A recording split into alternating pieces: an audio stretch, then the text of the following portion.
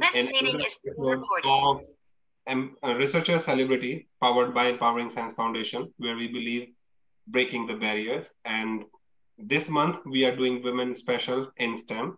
And today we have Dr. Kiran Paradkar with us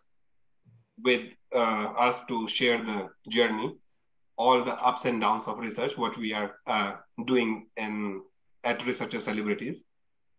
So a brief of Dr. Kiran. She has done her bachelor's and master's in environmental science from Nagpur University, then pursued PhD in chemistry at CSIR NEERI, and then she pursued MBA also from Wellinger School of Management and specialization did in human resources. She has worked in industry, academia, like research, hardcore, and presently she is Director of Sustainability at GC Advisory.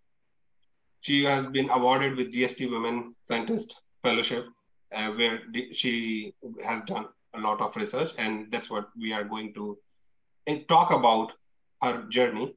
First of all, welcome, and thank you very much for taking time out, Dr. Kiran. Thank you so much, Raja, for having me here. Thank you. So let's start the conversation. Yeah. How and when you decided that you wanted to be a researcher? Oh, I mean, you see, from the beginning, from the early childhood, I wanted to become a doctor. Mm-hmm. Even when I didn't even know what it means, I was very fascinated by the word.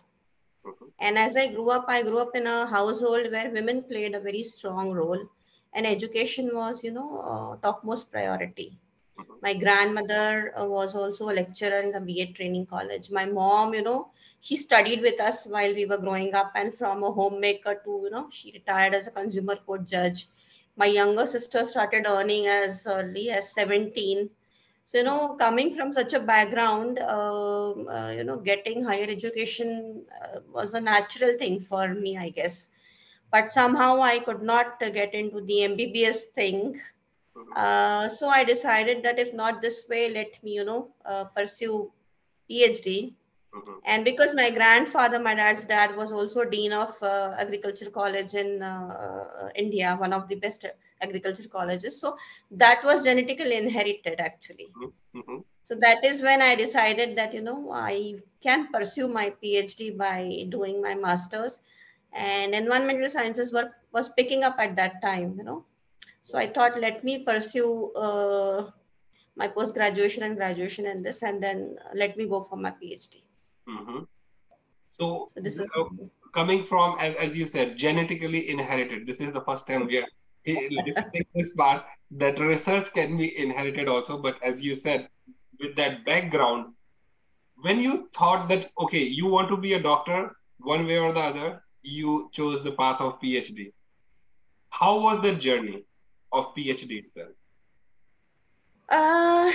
being a university topper, and I was also awarded Mahajan Award of Nagpur University, which is the topmost for any student. Initially, it was all frilly. I felt, it's easy.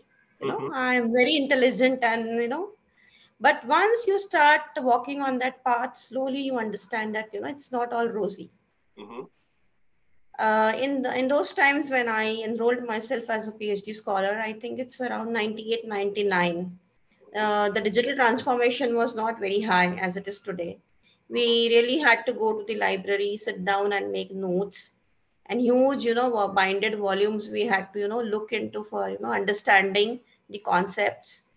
And many times the experiments failed, many times they were successful. Mm-hmm. Publications was a huge task at that point in time, because we literally had to send it through courier and normal post, Mm-hmm. and it used to take months for us to understand whether our publication is getting accepted, and if it comes back and with queries and all, then again 3 4 5 months gone. So it was not rosy, it was challenging, but then I was lucky that I got good mentors. Mm-hmm. And at that point, the whole atmosphere in Niri was such that we were all into a wave of achieving that common cause ki we want to become a PhD, like. Mm-hmm. So we all helped each other, my lab mates, and there was a whole kind of atmosphere which was supportive. Mm-hmm. At home also, actually, I began my PhD post my marriage. I got married early. It was my choice, of course.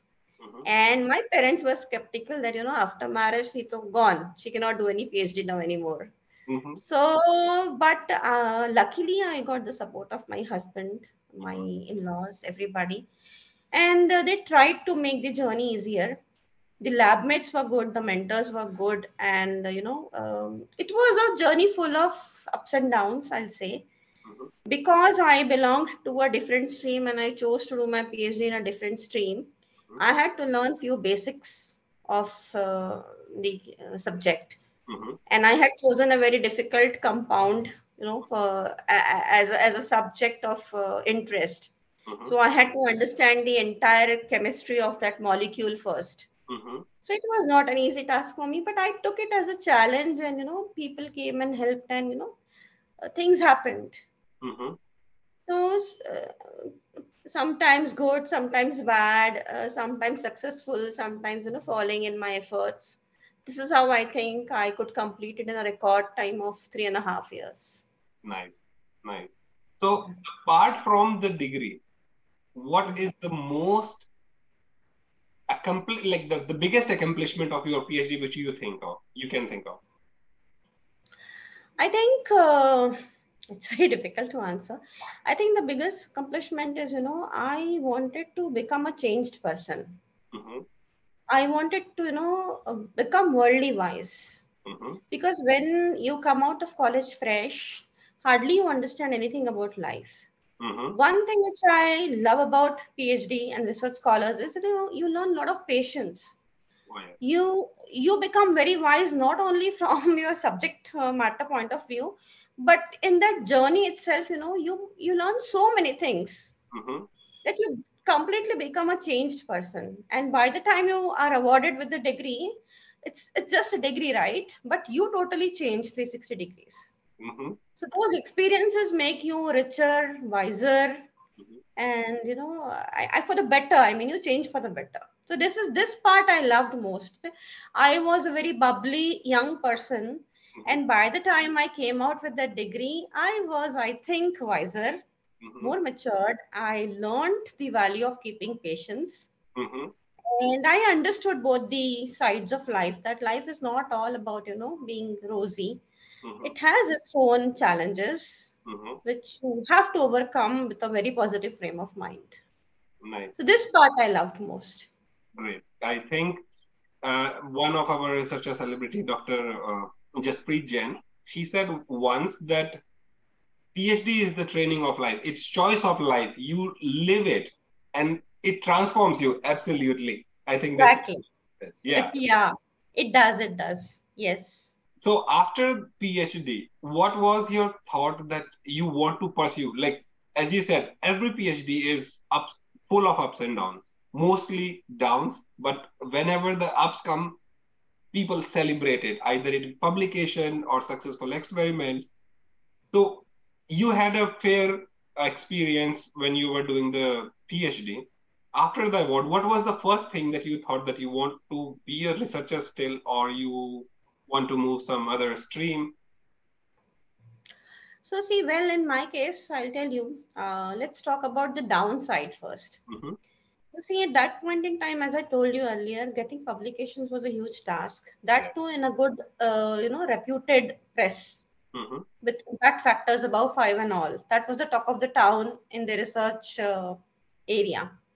So it was a miserable failure for me in the beginning. In the first 2 years of my PhD, I could not get any publication, in spite of having some wonderful proof of concepts. You see, somewhere or the other, it used to come back with some little queries, but that did not dishearten me at all. I was dead adamant that I want a publication, I will get it, and once I start publishing, there's no looking back. So you see how it clicked that, I was, while trying to read through something in the library, I actually got a proof of concept for one of my experiments, which I was not able to logically explain to the press, which I was, wishing to publish my work into. And I came running to the lab to my mentor and I said, sir, I found it. This, if we write, this paper will be accepted. And that was the beginning. I think it got published, and after that, really, it was a hat trick of publications. in good journals. And the high point came when I could publish one of the papers in chemical engineering journal. So for a non-engineer, publishing in such a reputed journal is, a turning point of your life. So I actually wanted to scream on top of my voice and say, hey, I did it. But, by that time I had become matured enough to, take it in my stride and say, yeah, okay, fine. I got it. That's all right.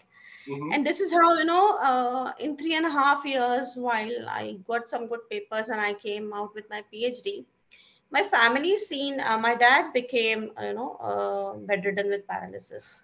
So by the time I was awarded with the degree of my dreams, my dad was, in a bad shape. So I could not really celebrate the success because we were all shocked. So then it was a tough decision for me because my parents needed a little support. And going into a full professional life at that point in time would have meant, more commitment, maybe moving out of my native place. So I decided to opt for a part-time postdoc research scholarship, which UGC usually gives. Before that, I tried my hand in one of the industries which manufactures milk products. I was the DTP specialist, but the pressing family needs for my mom and dad's side, actually made me rethink my decision, and I decided that this is not the right time to go into a full-fledged professional career. Let me try to balance my life. And that is how I landed into this UGC scheme, and I came back to NEERI again in the research. I enjoyed that too because I had taken a very challenging problem, and it was a fun part because at that point in time many MTech students also aligned with me for their trainings. So, it was a very good environment actually, with so many students working around you, and you also working on one of the interesting problems, and that took care of the personal front as well and professional front as well. Post which, then, I actually had spent so much time in research by that time that I never wanted to do anything else. Okay. And I was not doing it for a living. I was doing it out of interest, out of passion. So I thought, this is what is my life about. And I really don't want to leave this field. Then I started looking out for some good scholarships and fellowships, which can give me that motive, that background. And then I came across Department of Science and Technology's Women Scientist Scheme. Although the competition was very tough, as you know, only 100 women get the fellowship in a year. But I was lucky that they liked my proposal and they funded me. I could continue. I could still publish some very good papers. And happy with my work, they gave me a second tenure as well.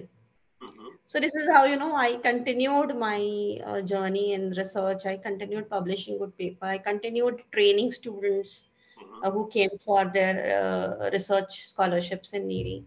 And I think I loved every part of it. Nice. And as Yeah. we always say that once a researcher, always a researcher. So, I think so. That was true at that point in time in my case.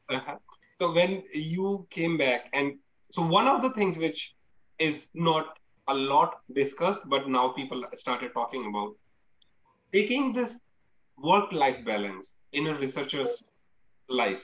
As you mentioned, that there are family needs when you have to take care, and that's why you stepped down from industry, came back to research. Yeah.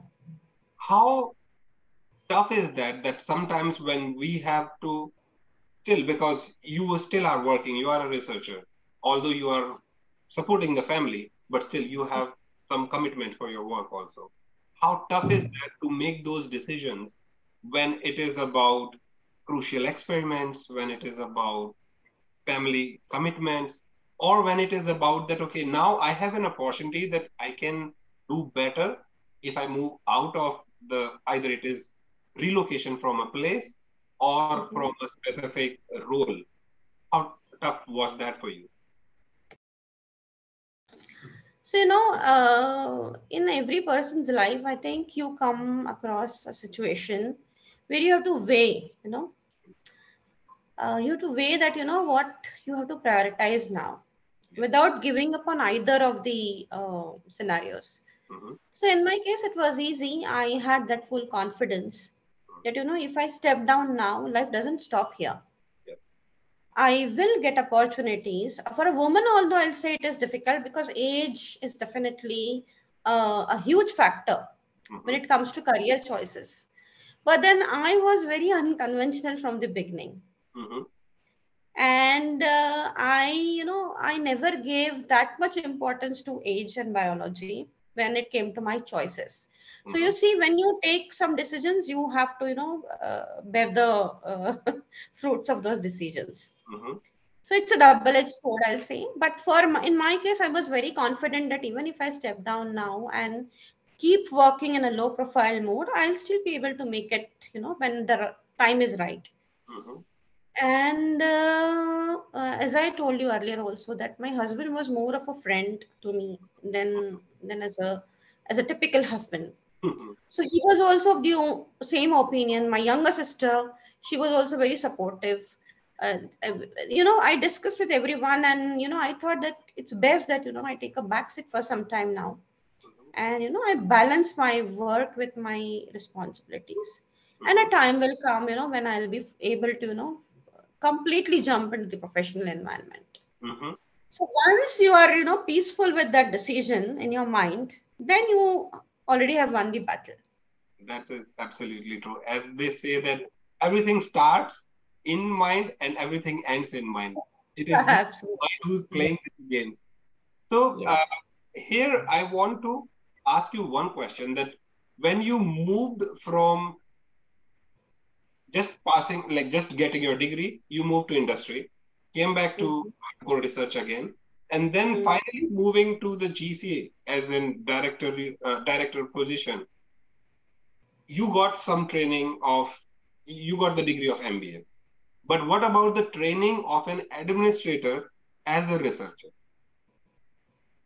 Oh, that comes naturally when you climb the ladder of hierarchy in your lab.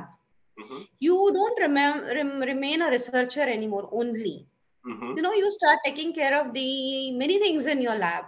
Mm-hmm. Like you keep taking stock of the chemical management of your lab, the people management of your lab, the management of your juniors, Mm-hmm. their work scenarios, how they are progressing with their experiments. They don't go to the boss every day when a senior researcher is there in the lab. Mm-hmm. They come to you Yes. on everyday basis, and that is how I think you become a natural manager Mm-hmm. in a lab. You become a very responsible person. You become very protective about those young researchers, and Mm-hmm. you feel that I have been in this place for some time now, and these people are new entrants. Let me do as much as possible for them. So True. this is where I think you become an administrator slowly. Mm-hmm. I mean, you don many hats in your journey. One's a fresh core young researcher Mm-hmm. running to the library for small things. Then you mature to a person who experiments in isolation and tries to analyze as to what went wrong if it goes wrong, Mm-hmm. and expressing happiness in a limited way if it goes right, Mm-hmm. because you're still skeptical whether I should share it or is it too early. Mm-hmm. Then till slowly managing your juniors so that your mentor feels that satisfaction that I groomed her and now she's grooming others. Yes. So that I think that is a natural succession pattern that is followed in every lab, and people mature like that. Yeah, absolutely true. And here I believe that this is for the audience that PhD actually gives you the administration also.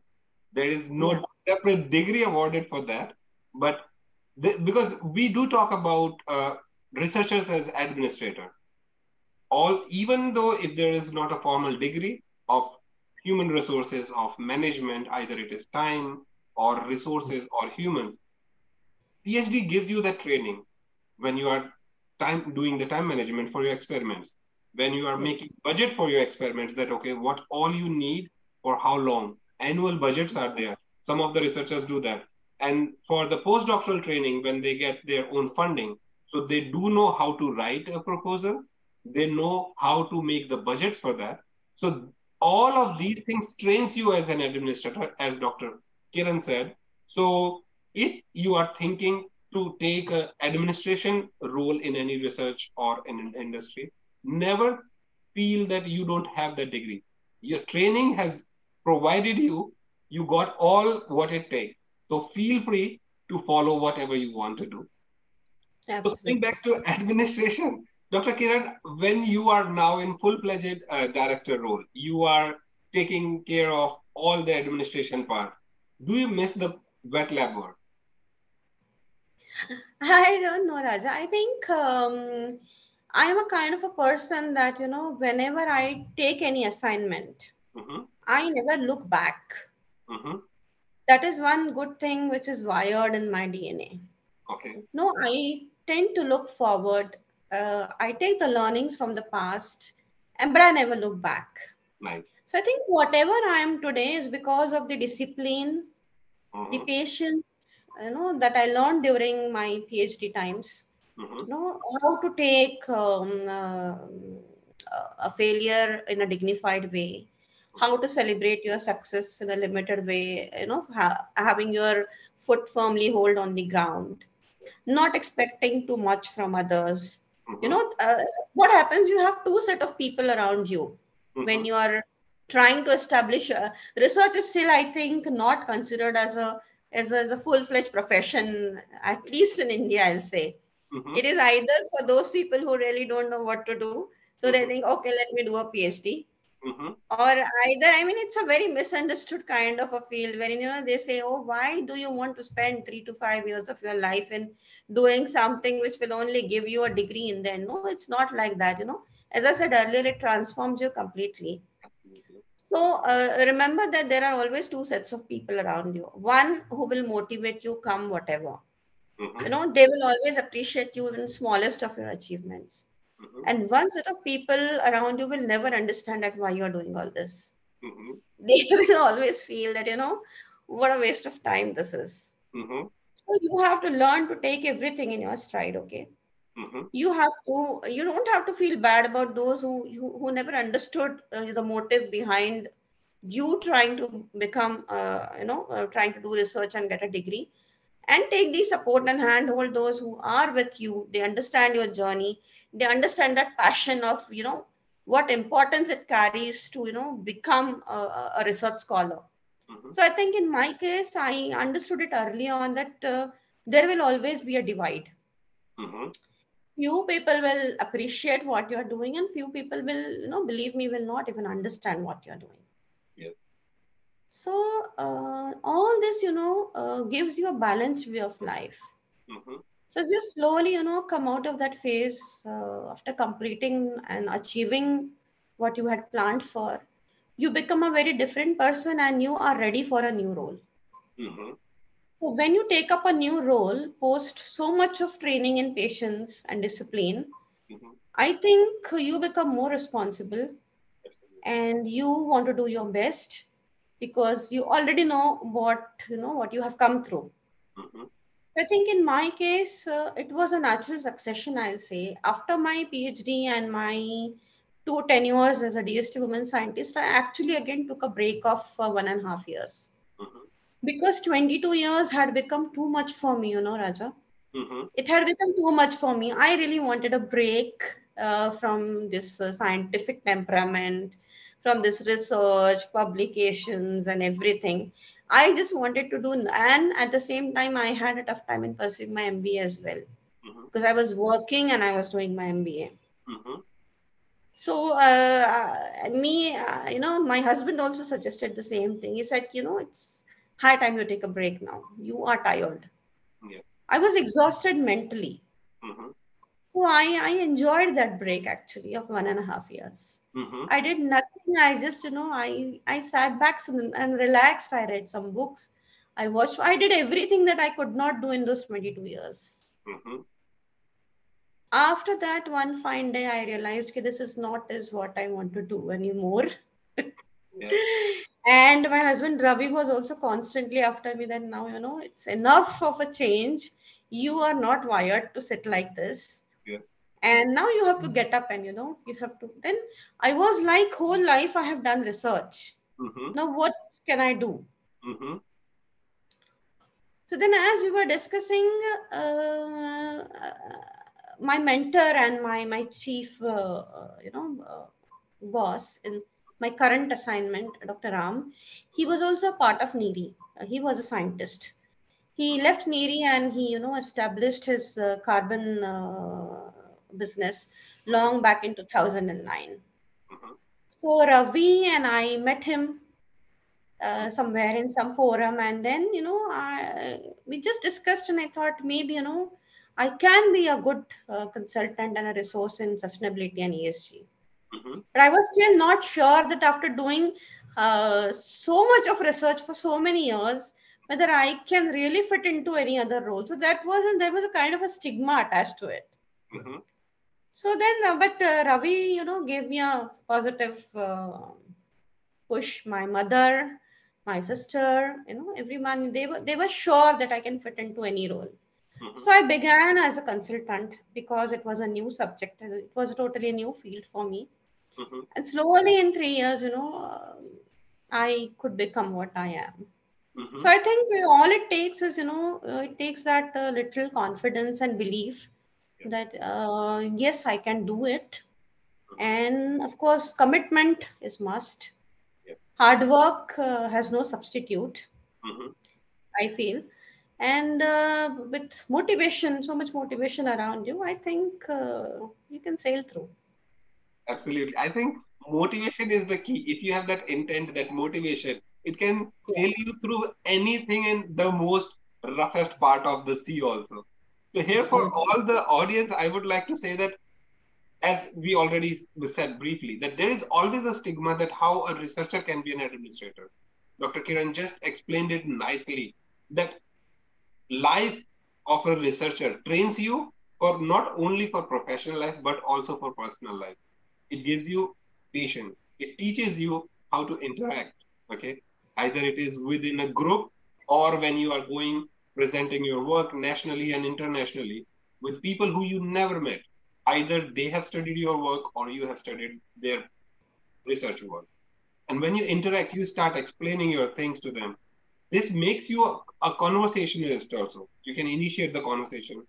And as man said, that you can, after a certain time, when you get mentored, now you turn from a mentee to a mentor when the progression happens from your PhD first year to final PhD award and then postdoctoral training.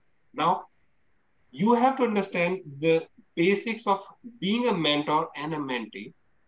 As Ma'am said, that your mentor now want something from you, that they have given their time to you to groom you. Now it is your responsibility to groom others the way you got all the training for.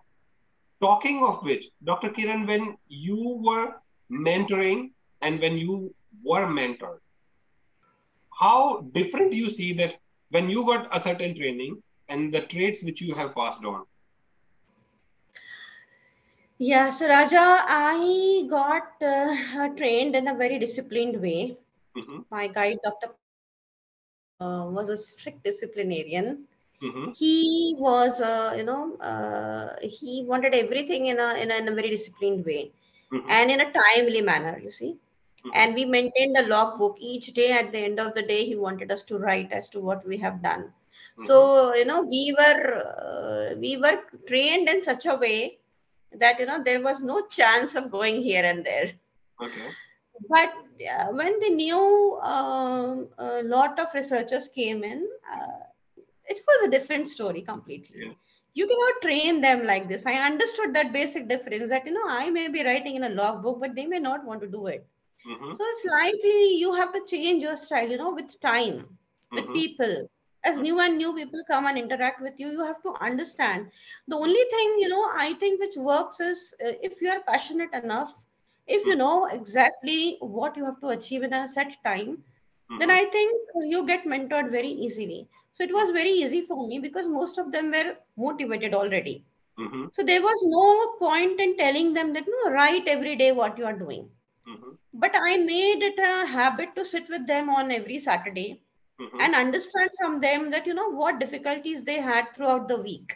Mm-hmm. So this became the culture of the lab. That Saturdays were meant for whole heart-to-heart discussions, wholehearted discussions. What went wrong, why it went wrong, why it could not materialize, why these experiments failed, or why, I used to keep a presentation also every Saturday. So one of the students will present, others will see, and we'll discuss. So interactively, this whole scenario became very interactive, and this is how I think it worked for me. That I aligned everybody on a common platform. I made them understand that resources are to be shared, experiences are to be shared. Do not work in isolation. You know, come out and speak, because you'd never know that your experience might be helpful to someone else, and they will be saved from repeating the same mistake. So just speak out. Speak out. So here you So brought a point of isolation that normally what happens in labs, like people are working in their own bubbles. If someone is yeah. working on a project, they are not Yes. very interactive. So It is like some Nobel winning, chemistry is, kept in a conical flask. It's uh-huh. not like that. The more open you are, the more, the more you open to people, the more you discuss. Uh, People tell you some good things which can save your time and energy. So always discuss. I agree that there are instances when you share with the wrong type of people, and you suffer some losses. But that should not make you from not discussing with people. You see, it's all about taking a chance. Absolutely. So yeah, so be open, be vocal, discuss. That is how good research comes into picture. Speaking of being vocal, you as we are celebrating the women in STEM here, you said you never faced any challenges being a woman in there. Is this something which you have also witnessed? Because there are so many reports, incidences where people say that being a women researcher in the field is very tough. What are your thoughts on that? No, I had my share of challenges, but I never cried foul over them. You know, I knew that this is bound to happen. Mm-hmm, Some resistance will come from some corner. mm-hmm, Our system is never foolproof, Raja. mm-hmm, The more you want to go ahead, people will try to pull you back. That is for sure to happen. mm-hmm, Now it is your mindset as to how you take it. mm-hmm, Sometimes your family scenario will be such that you will be not in a very happy frame of mind. Sometimes your professional scenario will be such that in spite of a happy family time, you'll be constantly occupied in those lab things, that why this happened. So it's never like a complete happy scene for anyone. mm-hmm, But then you when you are in lab, forget about your home.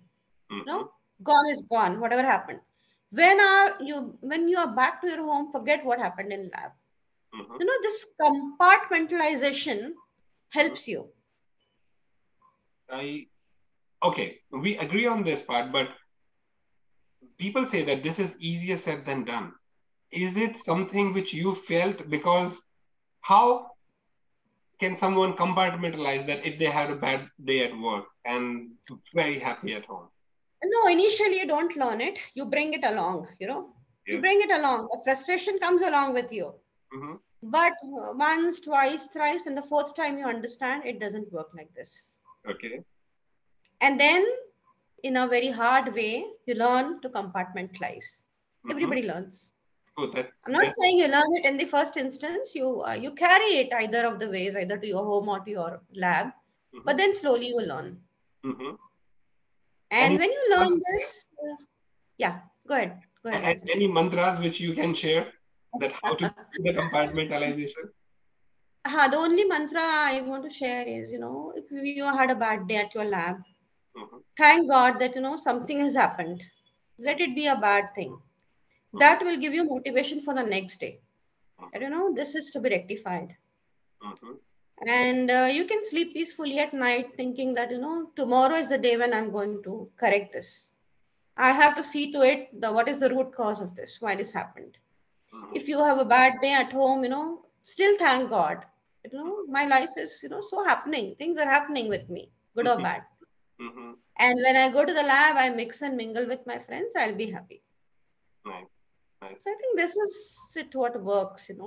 Absolutely. I think this is a great piece of advice, and all the audience should follow this part, that compartmentalization at some point of time is inevitable. You have to do that because you just cannot bring all the bad things or bad experiences and carry them forever. It is better to use those experiences and build onto it, rectify the errors in the experiments, or it is the interaction. Also, the thing which takes you wherever you want to go is your motivation. How committed you are, for how motivated you are for your own thought which you want to be. And believe me, if you are committed to your own dreams, you will succeed. Time will come, good or bad, whatever. It is up to you that how you are standing there, because this is what gives you the success at some point of time. And now, okay, so now coming back to the conversation, we are almost at the edge of the conversation now. One question which we ask, that do you, as Dr. Kiran Paradkar, believe that you are a researcher celebrity? I mean, why not? Absolutely. If I go back to my modest beginning, Mm-hmm. I feel that I should celebrate myself. I have learned so much over years. Yeah. Every success and every failure has taught me something. Mm-hmm. And I have always believed, Raja, that no, you be your own cheerleader. You be Yeah. your own celebrity. Yeah.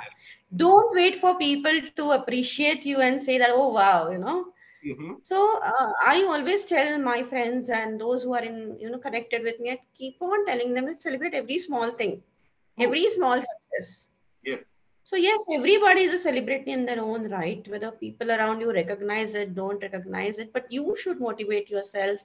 You should share your happiness with those, who are your well-wishers Mm-hmm. and who really are happy for you when you do some, even the smallest of your, even if an abstract gets published, Mm-hmm. just, go out and have fun. So Mm-hmm. this kind of mentality kind of, helps you to think very nice about yourself, Mm-hmm. and you have to have a very positive image about yourself in your own mind. You see, there's a difference between becoming arrogant and being positive. Yes. Unless you keep a positive mindset, I don't think your life can move an inch ahead as well. So True. no, to keep yourself positive, motivated, think good about yourself. Mm-hmm. But you know in your mind what are your problem areas, what are the areas that you have still to work on and improvise. So I Mm-hmm. think this combination of thought process helps think good about yourself, and simultaneously start working on the areas which need improvisation. Nice. At Empowering Sense Foundation, we believe in breaking the barriers. We believe that one of the barrier which needs to be broken is celebrating the researchers. The series presently what we are doing is researcher celebrities. We celebrate every single researcher, and we are fortunate enough to have you as our researcher celebrity who believe in them and who believe that they are celebrity. Celebrities are known globally. You are known globally because of your published work, because of your accomplishments. And that is what makes everyone a celebrity. A different way that even if someone is not a researcher, they can also be celebrity. As you just mentioned, they can be their own cheerleader because that's what brings the happiness and the calmness in the brain, which is required. Absolutely. Yeah.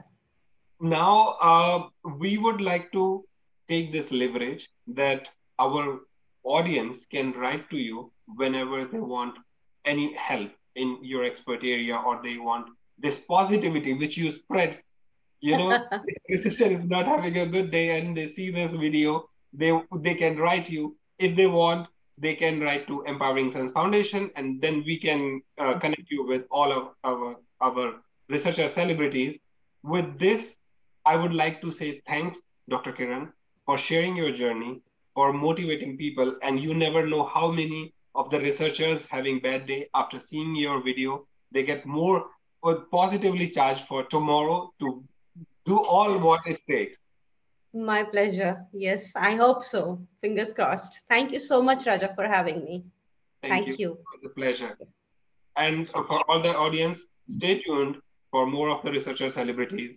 We'll see you all soon.